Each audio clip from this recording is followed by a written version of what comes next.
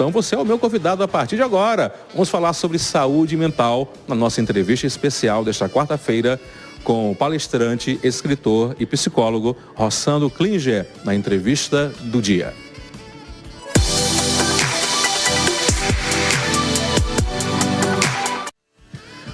Rossandro Klinger, meu querido, boa tarde, seja bem-vindo ao nosso programa Diário News, aqui na TV Diário do Sertão. Tudo bem contigo, querido?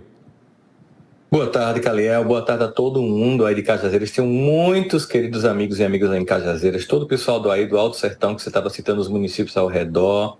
É uma alegria estar aqui para a gente discutir, não essa fórmula mágica que não existe, mas para a gente poder discutir algumas coisas que possam ajudar nesse momento que a gente se encontra a construir um pouco mais saúde mental. Maravilha. Para quem não conhece, o Rossandro é paraibano, é isso, Rossandro? Paraibano de Campina Grande. Maravilha. Você está aqui na Paraíba? Tô. Eu moro aqui, moro em São Paulo, mas hoje eu estou em Campina. Estava em São Paulo ontem, mas estou aqui hoje. Maravilha. Rossandro, como é que anda a saúde mental do brasileiro? Melhorou nos últimos anos ou vem piorando cada vez mais? Não, nós estamos entre os países que têm mais crise de ansiedade, pessoas com depressão. Existe um quadro generalizado aqui de muitos eventos de saúde mental, de transtorno de saúde mental, infelizmente.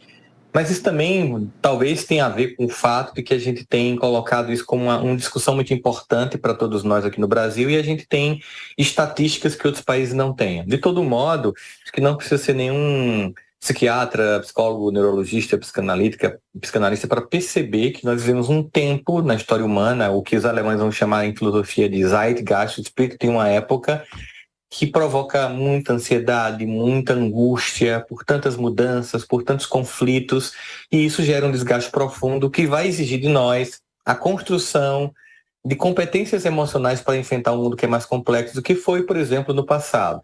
Então, todo esse contexto atual, tanto de super conflito político, mas ao mesmo tempo a gente vendo muitas crises em vários sentidos na fé de muitas pessoas, ao mesmo tempo vendo o acirramento de um conflito aí eminente entre China e Estados Unidos por causa de Taiwan ou por essa nova balança de poder global na geopolítica. Quando a gente analisa, mesmo o cidadão comum, ele é afetado pelo conjunto de coisas e circunstâncias que acontecem ao nosso redor.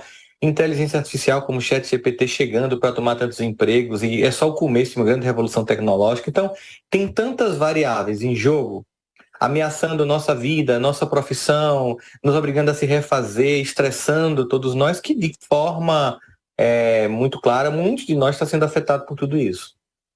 Ô Rossandro, alguns pesquisadores e cientistas apontam que nós estamos vivendo uma segunda pandemia, não de Covid, mas uma pandemia de saúde mental. É verdade isso? Sim, inclusive era prevista mesmo antes da pandemia. Na verdade, do século XXI, quando eu comecei a fazer psicologia, na época, a gente lia o Anuário Abril da Educação, que era para ver quais os cursos que teriam tendência de futuro e tal. E estava lá, assim, entre os cursos que a partir do ano 2000 e tanto seria um curso muito requisitado, seria psicologia, porque o século XXI seria um século marcado por muitos transtornos emocionais, porque ali já se desenhava um mundo em que muitas tecnologias e muitas mudanças e uma população ainda maior, enfim, um encontro entre culturas que geraria estresse cognitivo de adaptação, como a gente está vendo, ia, digamos assim, reverberar na saúde mental das pessoas. Então, o que a gente está vendo hoje é sim uma onda de saúde mental, porque muita gente foi para casa, desaprendeu o convívio social, ficou próximo da morte, saiu enlutado, ainda está revoltado, muitas pessoas perderam tudo. Então tem tantas coisas que aconteceram nesse momento de exclusão, pais que não souberam lidar com os filhos, escolas que estão tendo que repensar a forma como acolhem novamente essas crianças.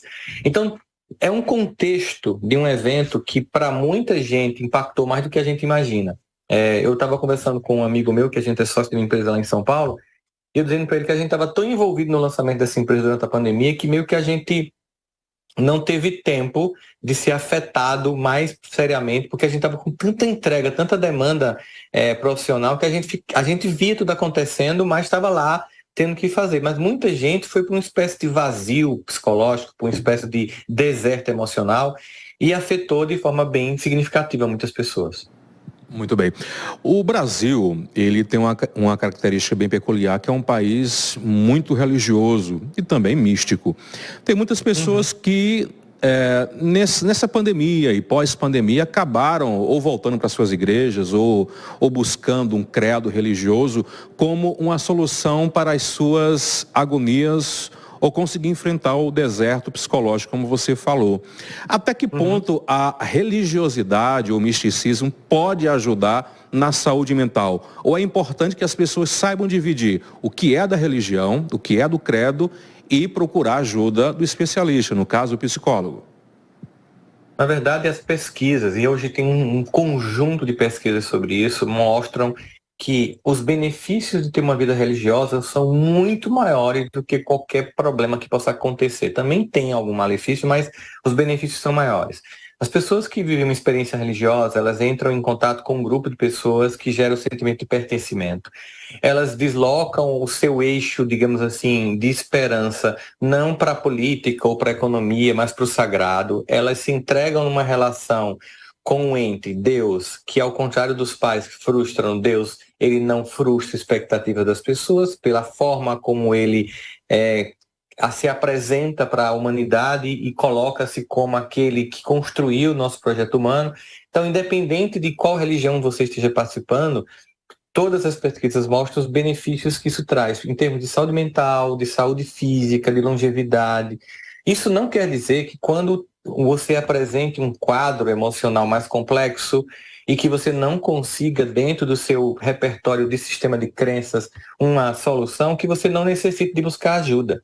Do mesmo jeito que eu preciso procurar uma ajuda médica, mesmo tendo uma crença e uma fé, ainda assim eu preciso buscar uma ajuda médica, quando necessário, e não se sentir menor por causa disso, porque também tem muita gente que se sente menor, menos capaz ou menos inábil porque sentiu uma dor, uma crise, ou porque está em depressão ou tem ansiedade. Ninguém é incapaz ou é menor por causa disso, é tão somente humano. Quando você necessitar, é sempre bom procurar profissionais que possam te ajudar a sair mais rapidamente de qualquer um desses transtornos que você possa estar apresentando, e é quem realmente é habilitado para fazer um diagnóstico correto e um tratamento sequenciado sobre o que você está buscando como uma solução para o seu problema emocional que está sendo apresentado ali. Rossandro, você já deu palestra, acho que por todo o Brasil e fora do Brasil, você tem muitas pessoas que atende, você conversa, é escritor. Você acha que ainda há muito tabu em relação à saúde mental e preconceito da população em buscar ajuda do psicólogo? Calil, tem cada vez menos, mas ainda existe. Né? Ainda existem pessoas que não buscam ajuda porque acham que é um sinal de fraqueza ou porque não acreditam na possibilidade de que esse profissional vá de fato ajudar você. Então, as motivações que cada pessoa tem para buscar ou não esse profissional de saúde são muitas. Chico, por exemplo, um programa como esse que a gente está fazendo hoje ajuda muitas pessoas a entenderem a necessidade de buscar ajuda, porque o mundo está muito complexo para que a gente imagine que a gente vai conseguir sozinho dar conta de tanta complexidade. A gente busca ajuda com amigos, a gente busca ajuda no contexto familiar, a gente busca ajuda no sistema de crença do qual nós fazemos parte, nós buscamos ajuda nos profissionais que estão habilitados para nos atender em caso de uma coisa que precise de mais intensa profundidade e atendimento. Então, acho que quanto mais a gente falar sobre o tema, quanto mais as pessoas fizerem depoimentos sobre o quanto isso beneficia a vida delas, né? Eu tenho cursos que eu faço de desenvolvimento pessoal na internet, então mais de 10 mil alunos que já são contemplados e a gente sente quando conversa com eles o quanto isso tem ajudado no desenvolvimento emocional deles. Então, acho que saúde mental para mim nem é gasto, é investimento. Tudo que você pode fazer para que você se sinta melhor e mais capaz, isso é alguma coisa que vem contribuir para a vida a sua e de quem está perto de você. Como é que você avalia hoje a questão do Sistema Único de Saúde aqui no Brasil? Você acha que ele, nesse momento, está conseguindo suprir a necessidade da população que precisa desse cuidado na saúde mental, ou você acha que é preciso rever urgentemente as políticas de saúde mental no Sistema Único de Saúde em nosso país? A gente tem uma política que vem sendo revista já há muito tempo, que tem sido aprimorada, tem CAPS, tem muitos serviços, mas é óbvio que não é o suficiente para a demanda ou para a necessidade da população. Há mais gente procurando assistência psiquiátrica e psicológica do que profissionais e serviços capazes de atender essas pessoas. Ainda também é uma concentração no SUS de ser uma procurar muito mais ser curativo do que ser preventivo. E saúde mental é muito preventivo. Então, não é somente quando você está mal, emocionalmente frágil, que você procura um profissional de saúde mental. Você também procura para se fortalecer, para robustecer suas competências e até para aprimorar o que já está dando certo. Então, a mesma vez que você procura um especialista médico ou médica para evitar uma doença ou até para fortalecer a sua saúde, você também pode procurar só quando está doente. Então, profissionais de saúde não devem ser procurados tão somente em crises, mas também para evitar que elas aconteçam. E o sistema de saúde, o Sistema Brasileiro de Saúde, o SUS, ele de fato ainda deixa a desejar no sentido de que a oferta é muito menor do que a necessidade. Mas é claro, isso não acontece somente com profissionais de saúde mental, acontece também com a saúde de um modo geral. Rossandro, quais são os principais sintomas, digamos assim, de que eu preciso urgentemente cuidar da minha saúde mental? Quando você começa a sentir que os recursos que você tem para enfrentar os problemas que você está enfrentando não estão sendo suficientes, que tudo que você está fazendo está esgotando profundamente, você está aí com alguns sintomas, ou de burnout, ou de esgotamento, ou de estresse agudo que está se aprimorando, e se você não cuida disso, pode desencadear um sintoma como pânico, síndrome do pânico, ou então sintomas depressivos. Quando a gente sente esses recursos se esgotando, a gente precisa procurar ajuda para poder identificar o que não está funcionando, qual foi o tipo de aprendizado que eu tive que hoje não responde àquilo que eu estou vivenciando. Nem sempre o que funcionou para os meus avós e para os meus pais vai funcionar para mim. Então eu preciso entender que o mundo novo, com aquilo que ele apresenta, vai também exigir de nós que a gente construa novas respostas. E muitas vezes isso já está dado nas ciências do comportamento humano, que inclui psiquiatria, neurologia, psicanálise, psicologia, as muitas ciências do mundo psicológico que podem colaborar com você na construção de uma resposta mais efetiva dentro dos problemas e angústias que você enfrenta. Então, quando você sente seu repertório de respostas se esgotando, às vezes é hora de procurar ajuda, inicialmente com pessoas que possam te aconselhar e, se não for suficiente, com profissionais que possam realmente diagnosticar e criar uma trilha em que você possa sair desse quadro. Nós estamos vivendo, sem sombra de dúvida, uma grande transformação mundial. Se formos comparar os padrões de amizade, de família, de relacionamento de 10, 20 anos, são praticamente diferentes do que acontece hoje. Nós estamos vivendo um mundo globalizado, um mundo que todo mundo hoje está conectado com o mundo através do seu laptop, do seu celular, e esses valores, tidos como valores éticos, morais, da família, da amizade, dos sentimentos, eles estão mudando. E a impressão que eu tenho, Rossandro, é que perdeu-se a referência. Eu vou buscar referência em que hoje? Em quem? No artista, no digital influencer, no cara e na mulher que está aparecendo, que está bombando nas redes sociais com o corpo perfeito, andando nas festas, as badalações. E a impressão que eu tenho é que as pessoas estão perdendo sua referência. E isso vem afetando drasticamente a sua saúde mental. Você também tem essa mesma visão? Você acha que é preciso conter ou reavaliar os conceitos de modernidade para que não complique cada vez mais a saúde mental das pessoas?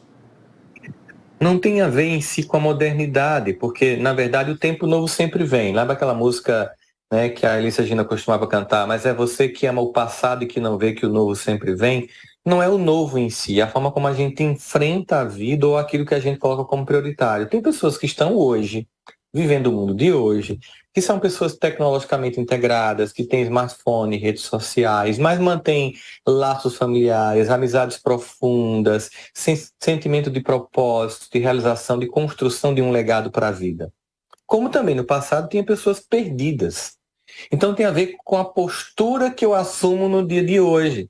Então, se eu entendo que, tudo bem, faz parte do dia de hoje, você começou dizendo assim, me siga nas redes sociais, porque você é um jornalista e quer entregar um conteúdo também através de lá. Do mesmo jeito que tem um monte de gente falando um monte de abobrinha ou não acrescentando absolutamente nada nas redes sociais, tem muita gente contribuindo, levando conteúdo de qualidade. Tem a ver com a escolha que eu faço, de quem eu vou seguir e que referência eu vou ter para a minha vida. Mas, centralmente, uma coisa fundamental é que as pessoas mais importantes da nossa vida já estão do nosso lado. São as pessoas que nos forjaram. São nossos pais, avós, irmãos, tios, tias, vizinhos, amigos de infância. Essas pessoas são as mais importantes. Pode ter trauma, pode ter angústia, pode ter alguma mágoa. Bom, isso acontece em qualquer família. E você vai lá, como um ser humano adulto, e tenta ver o que é possível mudar, quais referências você pode alterar, mas de um modo geral nós estamos aqui na vida para sermos construídos por esse social, por esse coletivo. Nós somos o resultado dessas dores e desses amores, né? Então, quando você olha para esse mundo em que você se desenraiza, em que você acha que a família não tem importância, que tua avó não tem mais nada para contribuir, que seu pai não merece mais ser escutado, e você acha que quem vai te dar uma orientação para a vida é alguém que você está seguindo na internet, aí você fez uma escolha de se tornar uma pessoa perdida e sem bússola, buscando uma pessoa que está apontando um caminho que pode ter funcionado para ela, mas não necessariamente é o seu caminho. Então, se trata muito mais da forma como eu vivo a experiência ontem ou hoje do que o presente. Claro, não há como negar que a modernidade traz suas angústias, assim como, por exemplo, o século XVIII trouxe suas angústias, o XIX trouxe suas angústias, e esse século, obviamente, com a velocidade que ele muda as coisas, com a intensidade disso, e com o conjunto de tecnologias que nos cercam, que é algo realmente muito novo, redes sociais é algo muito novo nos dias de hoje, ainda a gente está vivendo, digamos assim, os impactos que isso tem provocado na nossa vida, e muita gente ainda não aprendeu a lidar com isso. Mas a humanidade, ela é aquela que também erra bastante.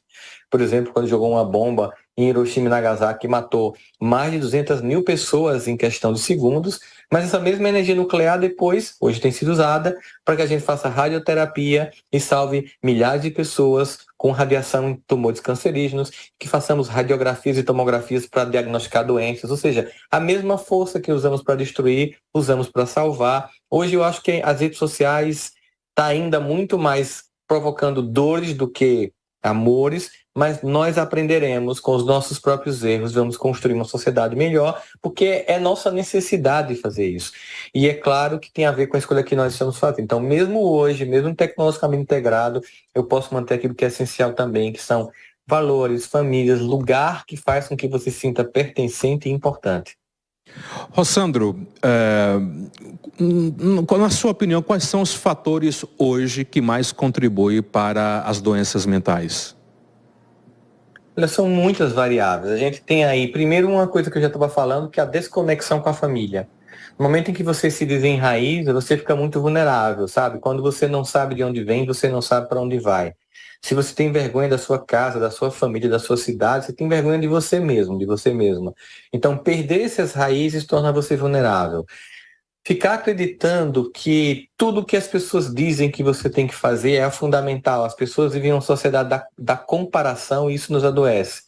Isso gera uma sociedade narcisista, com pouca profundidade, relações superficiais. Isso também gera um certo estado de desalento nas pessoas, porque as relações que de fato são relações que nos transformam, elas têm por natureza verdade e profundidade. Em relações superficiais, você não consegue ter tempo para a verdade e jamais consegue aprofundar as relações. Nós vivemos uma sociedade também que é muito consumista, as pessoas têm um desejo de achar que tudo que elas têm vontade de comprar tem que ter condição de ter, isso gera uma dor muito grande.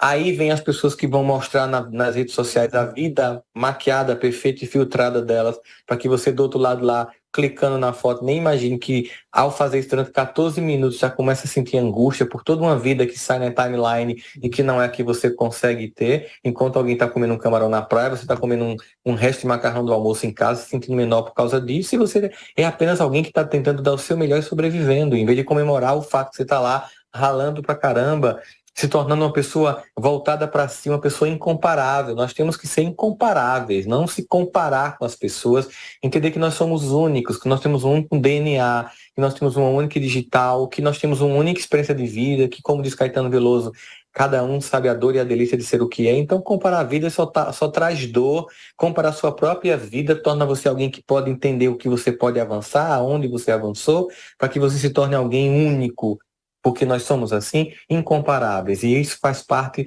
da construção da saúde mental, é com o indivíduo que é mais autorregulado e autoapoiado do que fica esperando uma regulação e um apoio externo.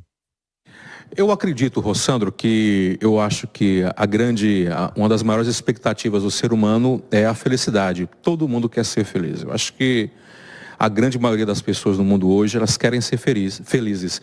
Mas aí o que é ser feliz? Existe uma fórmula para a felicidade e as pessoas se perguntam e se questionam: nossa, eu quero ser feliz, mas a felicidade é galgar aquele status, aquele emprego, aquele cargo, aquele curso, aquela casa, aquela viagem. O que é de fato a felicidade? Porque quando falta felicidade, obviamente vai contribuir também para os problemas de saúde mental. Creio eu, me corrija se eu estiver equivocado. Mas o que é ser feliz? O que é felicidade? O que eu preciso fazer para ser feliz? Rossandro. Sabe que existe um estudo que é o mais longevo da Universidade de Harvard sobre felicidade, já há mais de 70 anos. O curso mais procurado hoje na Universidade de Harvard é o curso de felicidade, e outras universidades do mundo estão reproduzindo esse curso. Inclusive a Unicamp tem esse curso, eu dei aula nesse curso de felicidade da Unicamp. E o que essas pesquisas revelam? Porque o bom da pesquisa é que ela vai lá tentar entender não o que a gente acha de forma assim, com suposições, mas o que os dados nos mostram. Quando começou-se, por exemplo, a procurar entender pessoas que tinham vida mais longevas, e começou a perceber, é a dieta do Mediterrâneo, tomar vinho, azeite, comer mais peixe, os asiáticos também, que comem menos carne vermelha, e começou a tentar pesquisar um pouco o Japão, sabe, Itália, para entender por que as pessoas tinham uma vida longeva, e quando se começou a pesquisar, e essas pessoas que há 70 anos estão sendo pesquisadas na Universidade de Harvard, e a conclusão é que felicidade não tem a ver com conquistas externas, mas com a rede de relacionamentos. Aquelas pessoas lá na Itália não viviam mais apenas porque comiam e tomavam vinho, mas porque viviam em vilas em que elas eram escutadas, respeitadas, queridas e amadas, se sentiam conectadas umas às outras. A mesma coisa acontece na Ásia. Então, na verdade, felicidade é o respeito que a gente tem pelas pessoas, o quanto a gente se sente amado e ama essas pessoas. E aí você vai perceber que você vai encontrar pessoas que têm uma vida muito modesta financeiramente, estão muito felizes, e você vai encontrar pessoas que têm muito dinheiro e são completamente infelizes, porque na verdade está claro que é uma forma interna de experimentar a vida e não que externamente você consegue proporcionar. Não quer dizer que você viver em absoluta miséria não gere uma dor profunda e infelicidade, nada disso, não quer dizer que você não deva procurar ter uma vida financeira melhor, mas não é a base da felicidade que se encontra neste lugar. O dinheiro vai trazer conforto. Por exemplo, para ficar mais didático, vamos imaginar que eu pegue alguém em Cajazeiras e digo, vou pegar você. A gente vai sair num Fusca, sem ar-condicionado, para pegar alguém no aeroporto em Recife. Pelos meus cálculos, deve ser uma viagem de umas 6 ou 8 horas, saindo de Cajazeiras para Recife aí. A gente não vai ter carro, não tem ar-condicionado, o carro está com o som quebrado, mas eu queria que você fosse comigo, porque a gente vai em Recife pegar no aeroporto uma pessoa que nós amamos e que faz 10 anos que a gente não vê. Então, eu diria que você não vai estar infeliz nessa viagem, mas você vai estar desconfortável. Então, você vai estar desconfortavelmente feliz. Percebe? Mas eu posso pegar vocês, vou colocar numa Mercedes com ar-condicionado, tocando uma música que você gosta muito, a viagem já melhorou, tá mais confortável, tá? Você vai atrás no banco que reclina, muito gostoso, e até te massageia, mas a gente vai junto com uma pessoa que a gente ama muito, que está indo lá para João Pessoa fazer quimioterapia. Nós estaremos numa viagem confortavelmente infeliz. Então, felicidade e conforto são coisas diferentes. O dinheiro proporciona conforto, felicidade se proporciona por relacionamentos, por inclusão. Aquelas jovens, por exemplo, que fizeram uma piada de Patrícia que queria fazer que está fazendo o curso dela com mais de 40 anos, mostram a incapacidade que tem de respeitar a diferença. Elas devem ter mãe, devem ter avó, né? Então, quando você desrespeita, quando você não acolhe, você está criando um contexto de infelicidade para você. Por isso que é sim possível ser feliz sem ser essa pessoa famosa, interessante, que todo mundo quer estar perto, porque tem gente que é muito amado no anonimato de uma vida que a gente talvez nunca saiba nem que existiu, mas foi uma pessoa que marcou a vida das pessoas que estiveram do lado dela, que onde trabalhou era uma pessoa querida e amada, que foi uma avó, um avô muito querido, que foi uma pessoa que deixou um legado para aquela geração de pessoas que fazem parte desse contexto, independente de serem conhecidas pelo mundo, foram conhecidas e amadas, e se sentiu amada por essas pessoas. Andrew, quando se fala em felicidade, a gente também não pode deixar de tocar na infelicidade. E a impressão que eu tenho muito, até pelas redes sociais, que está se pregando uma felicidade conquistável, material, que você tem que ser sempre feliz, sempre alto astral, você não pode sentir tristeza, sempre para cima. E me parece que esse excesso de autoestima e o não olhar para a dor vem complicando cada vez mais a saúde mental das pessoas. É exatamente isso, não olhar para a dor, negar a dor, não querer viver a dor, contribui para os distúrbios mentais e psicológicos? Profundamente. O nome que se dá a isso é, que hoje em dia as pessoas falam que é como se fosse uma euforia para a felicidade, né? Assim, você tem que estar sempre feliz, você não pode falar de dor, e isso gera um sentimento que você é fraco, porque você tem dia que você está mal, que você está ruim, que você tem dúvidas, que você tem angústia, né? Esse sentimento é o que chama-se de positividade tóxica. Você quer dizer tão positivo, que você nega que na vida tem momentos que você precisa se refazer. Quando você, por exemplo, acaba um relacionamento afetivo, está muito mal, está precisando ficar chorando, vivendo esse luto, buscando apoio dos amigos, encontrando esse suporte. E aí tem gente que faz, não, vá lá, sai novamente, você não pode, levanta a cabeça, o que é isso? Não, tem a hora do luto, tem a hora de baixar a cabeça, de chorar, de se sentir acolhido, de se refazer os cacos para voltar para a vida. No momento em que você não faz isso, você volta para a vida afetiva. Nesse exemplo que eu estou dando, de alguém que acabou um namoro, um casamento, está mal, mas tem que fazer de conta que está bem, então você volta para a vida afetiva com todo esse buraco, esse vazio. Então você vai carente e termina encontrando uma pessoa que vai te fazer sofrer ainda mais. É preciso ter um momento de se acolher, de entender que errou e se aprender com isso. Porque sabe o que é que os fracassos nos lembram? Que foi por causa deles que nós alcançamos o sucesso. Foram esses fracassos que foram criando em nós habilidades, aprendizado e fazendo entender caminhos que não deveriam mais ser trilhados para que o resultado não fosse o mesmo, e foi corrigindo o nosso roteiro para que finalmente a gente conseguisse chegar num objetivo tão almejado. Então, talvez até o conceito de desgraça tem que ser revisto por nós. Talvez desgraça seja algo cuja graça eu não consigo ainda perceber porque estou assim, apenas registrando a dor. Mas quantas dores eu, você e muita gente que está nos vendo ou nos escutando, quando passou achou que seria intransponível, insuportável, e hoje consegue olhar para trás e pensar, se eu não tivesse passado por aquilo, eu não suportava isso.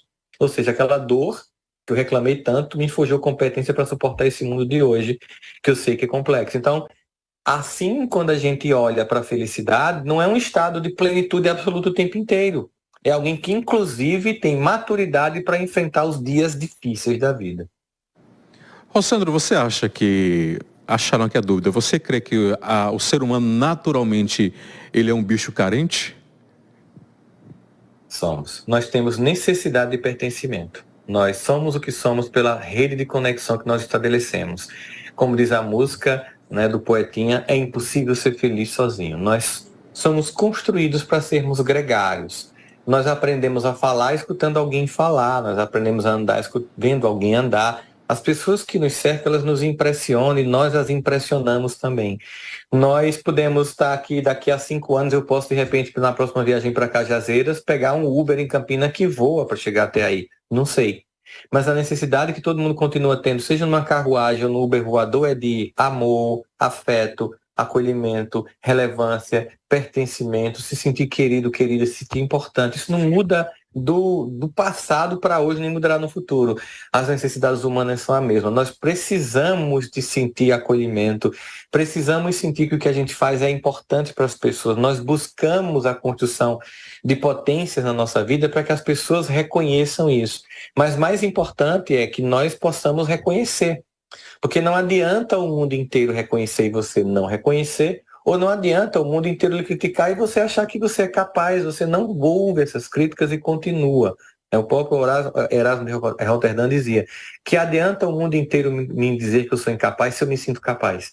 Então, essa regulação interna, mais o convívio com esse ambiente externo, vai gerando esse equilíbrio. Fernando Pessoa tinha um trecho poeta do heterônimo dele chamado Álvaro de Campos, que dizia assim: eu sou algo entre aquilo que eu quis ser e o que quiseram fazer de mim. Então, entre esse universo do desejo do outro e do meu desejo, eu vou forjando a minha identidade. Ora cedendo um pouco mais para esse desejo externo, ora dando mais ouvidos ao meu desejo interno. mas de forma definitiva nós necessitamos do outro para ser feliz. Muitos problemas de saúde mental se devem à falta do amor próprio? O que seria esse amor próprio, Rossandro? Seria a capacidade de enxergar-se de forma plena, sabendo que nós temos virtudes e defeitos e ainda assim se amar. Entendendo que nós somos assim. E que o amor próprio dá conta não daquilo que eu conquistei, mas de um sentimento que valida a mim mesmo e que me dá potência, inclusive, para conquistar. Então, a beleza não necessariamente é amor próprio, porque tem pessoas que são belas e são inseguras e são infelizes. O dinheiro também não é, porque tem pessoas inseguras e infelizes com dinheiro. Poder, muito menos. Você, como jornalista, conhece todos esses tipos que eu estou te citando e conhece a fragilidade de muitos deles.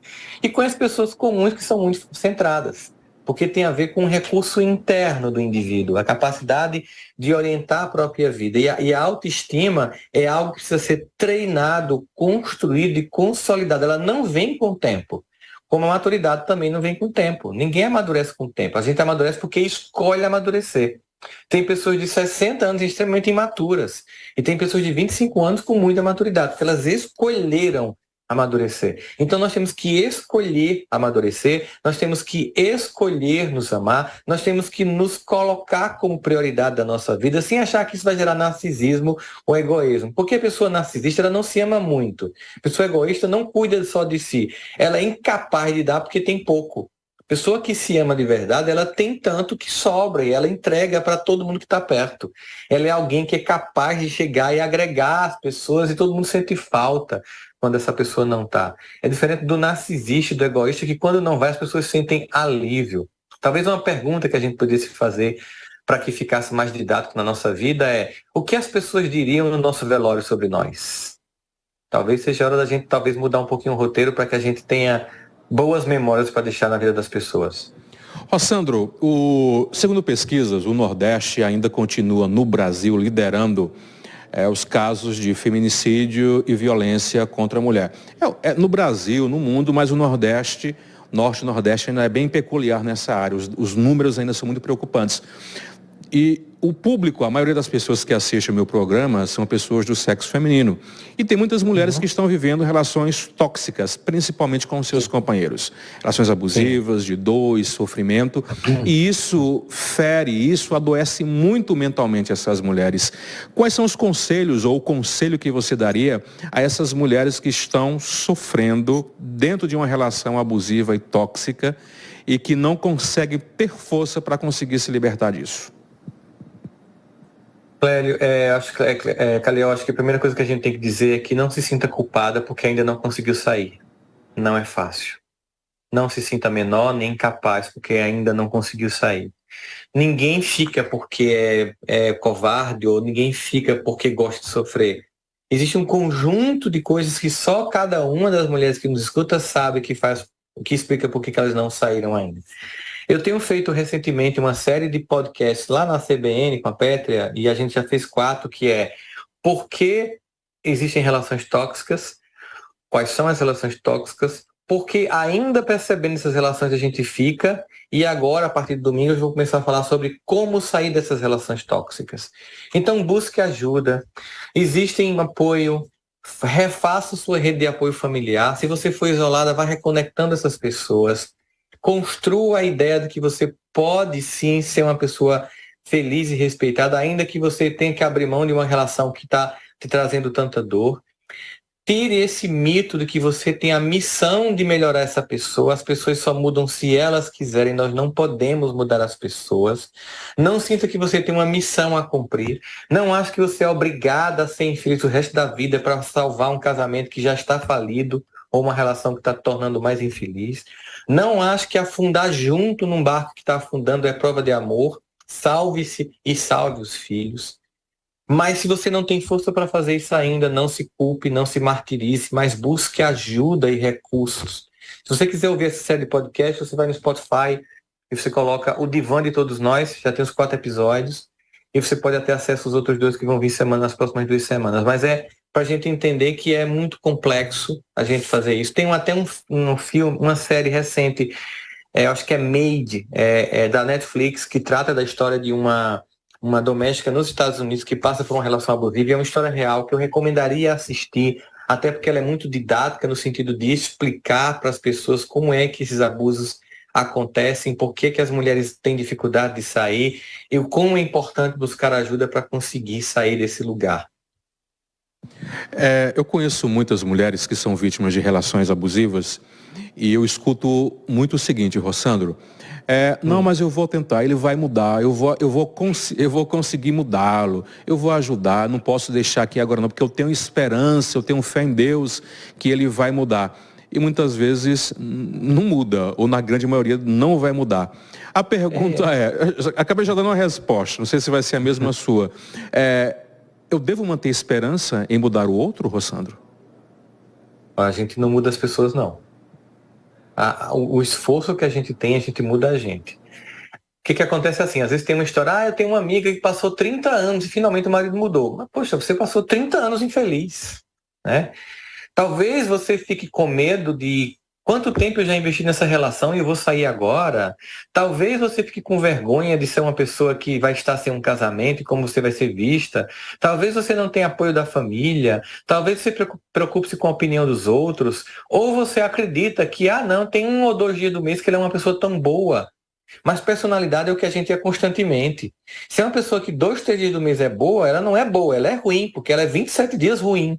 Ela é 27 dias uma pessoa que te machuca, que te humilha, que te trai, que faz você se sentir menor, incapaz, a ponto que você nem consegue ter força de sair. Então isso não é tudo menos amor. Como diz a música de Renato Russo, eu acho que isso não é amor. Mas aí você diz assim, não, mas sabe o que é? É porque eu amo por nós dois, eu tô aqui porque eu amo que nós dois. Não, nessa relação, tudo que não tem amor, a começar de amor de você para com você mesma. É esse amor central que falta, que faz com que você ache que uma relação que é migalha pareça uma relação esperançosa e um oceano de afeto, quando na verdade é migalha. Maravilha. Rossandro, hoje no Brasil, quem são os grupos que estão passando por mais problemas de saúde mental, o homem ou a mulher? As mulheres, elas são mais vítimas porque a sociedade é muito mais injusta, exige muito mais da mulher. A mulher tem que ser mãe excelente, dona de casa, amante, profissional, tudo ao mesmo tempo. E é muita exigência sobre a mulher, então ela é muito mais vulnerável por causa do nível de exigência que tem. Em contrapartida, o homem não busca ajuda, a mulher busca mais ajuda. Então termina que o homem também termina tendo mais dificuldades de se melhorar, porque ele tem preconceito, porque ele não quer buscar ajuda, porque quer ser o fortão, porque acha que consegue dar conta. Mas, sem sombra de dúvidas, a saúde mental feminina é muito mais afetada. As pessoas que insistem em não procurar ajuda para sanar seus problemas mentais, quais são as consequências disso? Quais podem ser as consequências disso? O agravamento de quadros que podem realmente ficar muito complexos. De repente, uma tristeza que vai se aprofundando e vai tornando uma depressão leve, pode tornar uma depressão muito aguda e muito severa. E as repercussões disso são muito fortes. Um pânico, de repente, que você começa a ter medo de sair de casa, de repente você pode nunca mais nem sair de casa. Eu atendi um paciente que fazia 2 anos que não saía de casa. Começou com medo de ir na padaria. Então, na verdade, quando você deixa os transtornos irem avançando, eles vão ficando complexos e mais difíceis. Do mesmo jeito que uma doença que você não cuida pode virar um quadro irreversível. Então, quanto mais cedo a gente identifica e mais rapidamente a gente busca ajuda, mais fácil a gente tem de reverter o quadro. Então, é importante que nos primeiros sinais e sintomas que você sinta, se você não entende, busque alguém que possa entender e te ajudar, que você imediatamente busque ajuda. Os casos de saúde mental também vêm se agravando no meio de crianças e adolescentes também, Rossandro? Profundamente. Nós vivemos, inclusive, hoje uma epidemia de suicídio infantil juvenil lamentável. Uma preocupação imensa. Eu tenho uma empresa chamada Educa, que é justamente uma empresa de solução de socioemocional no Brasil. A gente tem mais de 200 mil alunos de escolas no país inteiro. E exatamente o objetivo é forjar um conjunto de competências socioemocionais, não somente nos alunos, mas também na família, no que a gente chama de escola de educação parental, para que nós possamos ter uma geração mais fortalecida, porque os desafios de hoje são mais complexos do que na minha adolescência e na sua, o que torna a necessidade deles terem mais força para enfrentar o mundo ainda mais urgente. Então, quanto mais a família cuida disso, mais você tem como reverter. Hoje existe um certo abandono das famílias em relação aos filhos. É como se eles fossem autônomos e já pudessem seguir a vida só, eles precisam ainda muito de orientação, de afeto, de escuta e de observação. Existe uma omissão parental perigosa que tem gerado, lamentavelmente, inclusive morte. Um pouquinho mais sobre o projeto Educa. É um projeto em plataformas digitais, são escolas presenciais, aqui na Paraíba tem. Como é que funciona? Fala um pouco mais sobre o projeto, Rossandro. Nós temos escolas na Paraíba e no Brasil todo. São, na verdade, é como se fosse uma disciplina. Tem matemática, física, português, agora você tem que ter competência de desenvolvimento de socioemocional, né? A nova BNCC preconiza isso.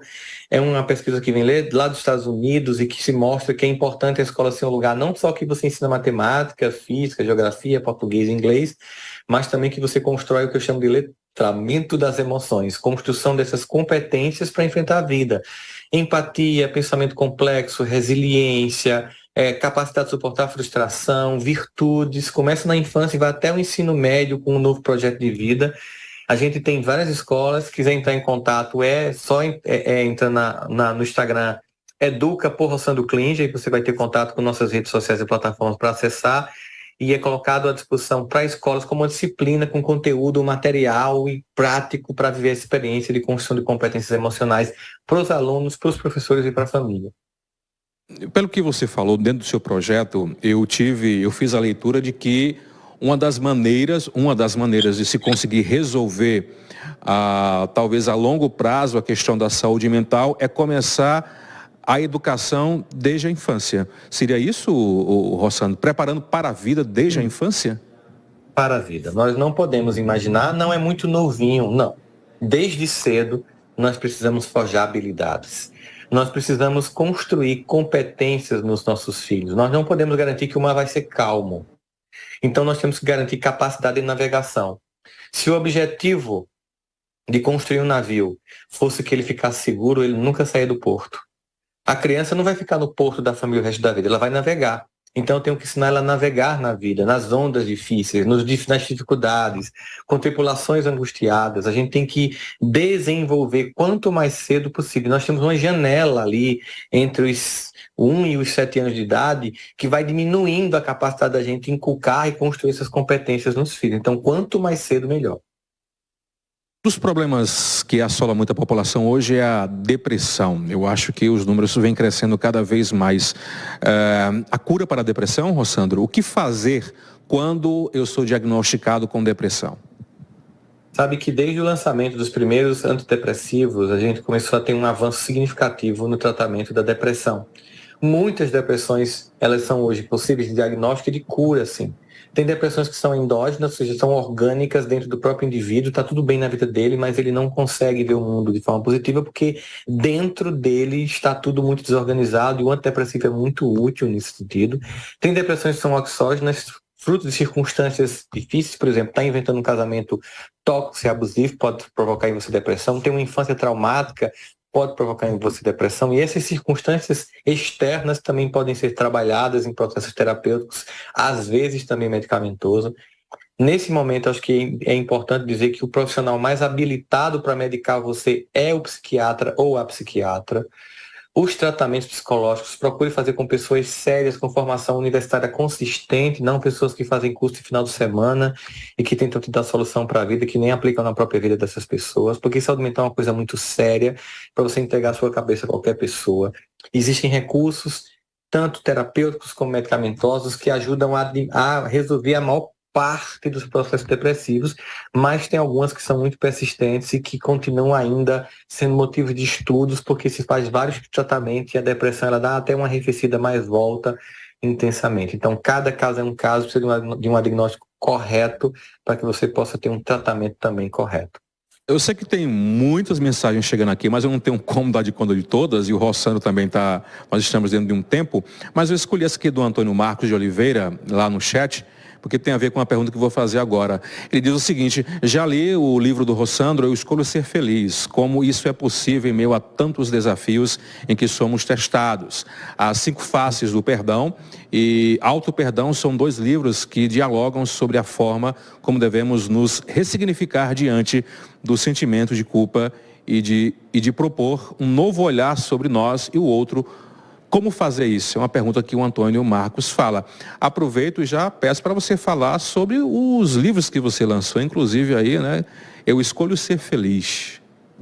Esse Eu Escolho Ser Feliz, ele não é um livro que diz que a vida é uma vida feliz, é uma vida que diz que você tem que escolher viver de forma madura, né? Inclusive os momentos de infelicidade, de entender que a vida ela oscila e que quando você tem maturidade, essa oscilação te afeta menos, porque o externo afeta menos quando você está dentro equilibrado. Não é que você não vai ter dor, não vai ter dificuldade ou angústia. Escolher ser feliz não é viver num estado pleno de sorriso e felicidade, mas é viver cada momento naquilo que ele tem que entregar. Na hora que o momento é de dor, entender e vivenciar essa experiência de dor, porque ela está também te ensinando muitas lições. Aliás, nós sabemos que as lições mais importantes são nos ensinadas através da dor, que vai forjando em nós competências para que a gente finalmente consiga momentos de felicidade e sucesso. E conquiste coisas que a gente quer conquistar na vida em várias áreas.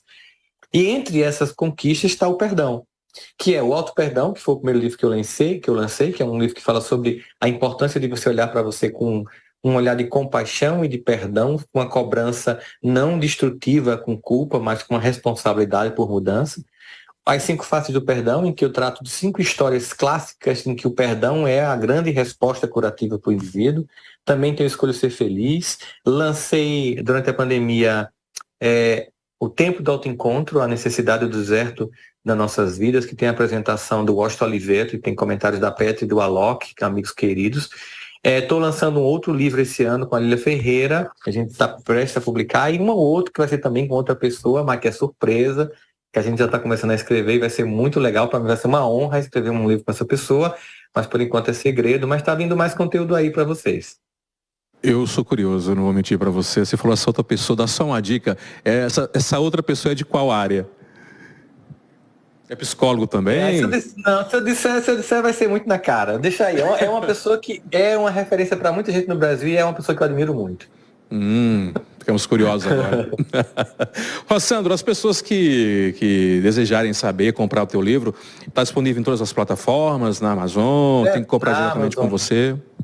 Não vendo, não. É tudo na Amazon, nas editoras, eu não dou conta disso não. Mas pode ficar à vontade, está lá para acessar. E se quiser mais conteúdo, se quiser mais informações, as minhas redes sociais são para isso, produzir conteúdo de saúde mental e emocional. É só seguir lá nas redes sociais. Se quiser acompanhar o Cuidando da Alma, que eu faço todo domingo ao vivo, 10 da manhã, aqui de onde eu estou, domingo ao vivo, 10 da manhã, eu entro e falo 30, 40 minutos sobre um tema diferente, desenvolvimento emocional também. E todos esses Cuidando da Alma você também encontra no Spotify, lá no Spotify, Cuidando da Alma, você acha os 98 episódios que a gente já colocou no ar. A gente está perto de fazer 100, semana que vem será o número 99, no outro domingo será o número 100. Então aí conteúdo, estou aqui justamente para entregar e trazer para as pessoas o que toda a minha experiência como terapeuta, como professor, como escritor, possa contribuir para as pessoas se sentirem melhor e construir mais potência em suas almas. Sandro Klinger, enquanto palestrante, enquanto psicólogo, enquanto escritor, qual o seu sonho para o Brasil? Poxa, eu sonho que em algum momento as pessoas percebam que todas as respostas que nós buscamos em reformas políticas ou em reformas de previdência ou em reforma de legislação tributária, nenhuma delas vai dar o resultado que a gente quer se a gente não apostar profundamente na educação. A educação de um povo é que faz com que um país seja desenvolvido. Para o Brasil se tornar um país desenvolvido, nós temos que desenvolver a nossa população, dotando-as de capacidade, conhecimento e instrução.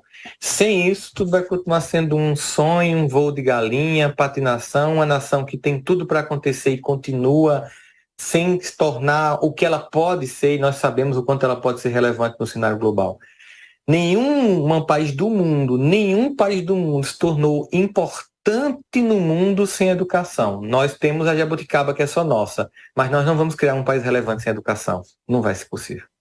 Rossandro, se fala muito em amor. Hoje é muito fácil dizer eu te amo. E desde os poetas, desde os filósofos, dizem que o amor tem o poder de curar tudo, de curar inclusive os problemas mentais. o que é o amor? É possível que o amor cure tudo, Rossandro? Você está fazendo uma pergunta para mim que foi respondida por tanta gente maior que eu vou me reservar o direito de citar, né? Acho que o texto cristão mais conhecido do mundo é a primeira carta de 1 Coríntios 13, que Paulo faz para a comunidade de Coríntios, né? Ainda que eu tivesse a língua dos homens, falasse a língua dos homens e dos anjos, quando Paulo coloca essa condição, ainda que, é como se ele desse uma voadora no pescoço da gente e dissesse, você pode ter tudo que você imaginar, sem amor, tudo fará em vão. E aí ele vai dar as condições de que o amor suporta, o amor preserva, o amor gosta da bondade, ele se satisfaz na verdade, não suporta a mentira. O amor está disponível para transformar o outro melhor, mas também disponível para estar para mim. Amar ao próximo como a si mesmo, uma das assertivas de Jesus, ou seja, no sentido de que o amor que eu entrego para o outro eu tenho que ter para mim. Então, se eu estou numa relação tóxica, eu não estou me amando. Parece que eu estou amando o outro, mas eu não estou me amando, então é um amor que não está funcionando. Amor é algo que torna a vida melhor, contribui, aceita, acolhe e faz você se tornar capaz. Encara a complexidade das pessoas e ama as pessoas sabendo que elas são imperfeitas, porque também nós temos que nos amar em nossa imperfeição, já que a perfeição não é um atributo do humano, é só do divino.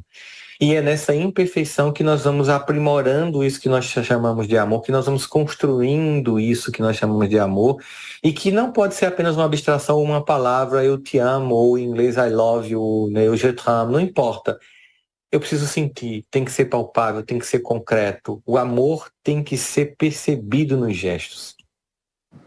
Meu querido Rossandro, obrigado pela entrevista, obrigado pela atenção. Você foi muito gentil com a gente, super acessível, e espero que essa seja a primeira de muitas outras entrevistas futuramente aqui no nosso programa e aqui na TV Diário do Sertão. Em meu nome, em nome da TV Diário do Sertão, receba um imenso abraço bem apertado de toda a cidade de Cajazeiras, que tem muita gente que gosta de você, que elogia você, e também do Sertão da Paraíba, querido. Forte abraço, obrigado de coração. Eu que agradeço, Caleal, todo mundo aí de Cajazeiras, especial um grupo de amigos grandes que eu tenho, da Articleia, o pessoal que faz parte do lado dos idosos, que acolhe idosos aí em Cajazeiras. Então, um beijo no coração de todas as pessoas, essa cidade que ensinou a Paraíba a ler, que a gente lembre da educação e a importância dela como algo que é transformador em nossas vidas.